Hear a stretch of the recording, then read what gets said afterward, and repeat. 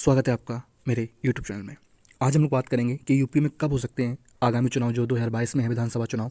कब हो सकते हैं चुनाव, कब है तारीखों के ऐलान की संभावना।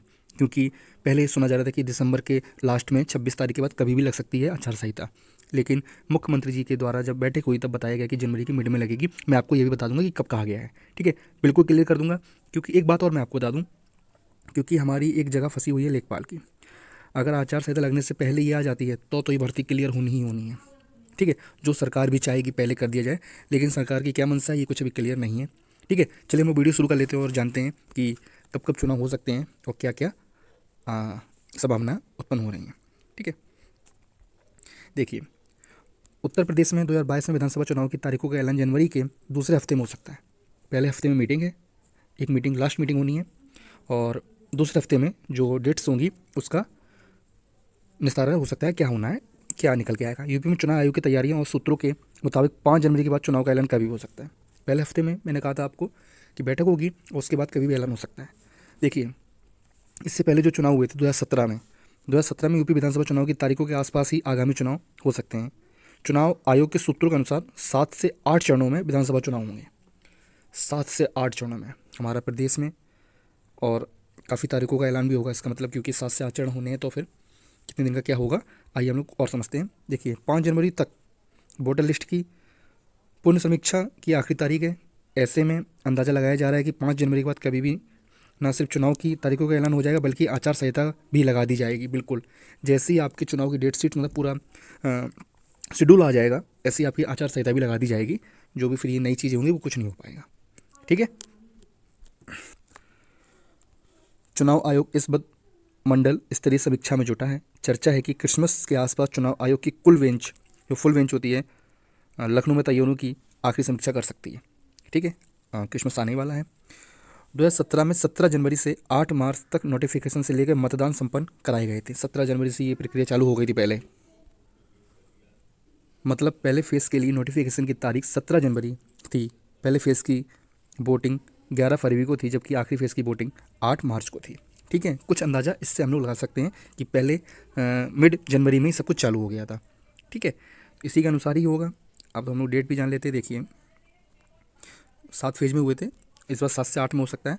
17 में क्या थी वोटिंग की तारीखें, 11 फरवरी पहला, दूसरा 15, तीसरा 19, चौथा 23 फरवरी, पाँचवा 27 मार्च, 4 8 मार्च। पूरा एक महीना चला गया था, ठीक है। और उससे कुछ 10-15 दिन पहले हम लोग की आचार संहिता लग जाती है। बता दें, इस चुनाव की मतगणना 11 मार्च को हुई थी। जो मतगणना चुनाव की गिनती, जो वोटों की गिनतियाँ हुई थी, वो 8 मार्च को संपन्न होने के बाद 11 मार्च को फाइनल कर दी गई थी, मतगणना की गई थी, ठीक है। मैं आपको बताता चलूँ कि आचार संहिता में फंस सकता है मामला। देखिए, आचार संहिता में आप कुछ विरोध भी नहीं कर सकते हो, क्योंकि हर जगह आचार संहिता लागू हो जाती है। यूपी में विधानसभा चुनाव नज़दीक हैं। इस महीने के बाद कभी भी आचार संहिता लागू हो सकती है। उत्तर प्रदेश अधीनस्थ सेवा चयन आयोग के मुताबिक वह चाहता है कि राजस्व परिषद से संशोधित प्रस्ताव मिल जाए। संशोधित मतलब बता तो दिया है, ट्रिपल सी मान्य नहीं होगा ये सब कुछ, लेकिन अभी तक प्रस्ताव भेजा नहीं गया, जिससे कि वो नोटिफिकेशन रिलीज कर सके। उम्मीद तो ये है कि दिसंबर में कर दें, अगर नहीं हुआ लेकिन फिर ये दिक्कत हो जाएगी, जिससे भर्ती संबंधी विज्ञापन निकाल दिया जाए। विज्ञापन निकालने के बाद आचार संहिता का कोई असर नहीं पड़ेगा। देखिए, इंपॉर्टेंट लाइन है आपके लिए, विज्ञापन अगर निकल गया फिर कोई आचार संहिता का मतलब ही नहीं बनता है, वो प्रोसेसिंग आपकी चलती रहेगी और भर्ती प्रक्रिया पूरी हो जाएगी। मगर देखिए, मगर आचार संहिता लागू होने के बाद नई भर्ती को लेकर विज्ञापन निकालने में विधिक अड़चनें आएंगी। राजस्व परिषद के अध्यक्ष मुकुल सिंघल कहते हैं कि लेखपाल भर्ती के मामले में शासन के निर्देश का पालन होगा। शासन जो भी निर्देश देगा उसके आधार पर भर्ती प्रक्रिया पूरी कराई जाएगी। उनकी तरफ से सभी तैयारियां हैं, भर्ती आयोग की तरफ से सभी तैयारियां पूर्ण हैं। शासन जैसी ऑर्डर देता है, क्लियर करता है रास्ते, तो आपका नोटिफिकेशन आपको देखने को मिल जाएगा। क्योंकि इसमें भी एक महीने लग सकते हैं, आराम से टाइम दिया जाएगा, लोग 20-25 दिन का टाइम दिया जाएगा नोटिफिकेशन का। उसके बाद एग्ज़ाम की डेट आएगी, ठीक है। तो ये चीज़ें अभी हमारे वही फ्यूचर में हैं, क्या होना है, लेकिन उम्मीद ये है कि दिसंबर के अंत तक आ ही जाएगा आपका, क्योंकि आयोग भी ये चाहता है, ठीक है। मैं ये दिखा देता हूँ आपको कि हमारे मुख्यमंत्री जी जो उत्तर प्रदेश के हैं, योगी आदित्यनाथ जी ने क्या कहा है आचार संहिता कब से लग सकती है, जिससे कि आपको डाउट सारे क्लियर हो जाए। उत्तर प्रदेश के मुख्यमंत्री योगी आदित्य ने कहा कि मकर संक्रांति के मेले तक आचार संहिता लागू हो जाने की उम्मीद है।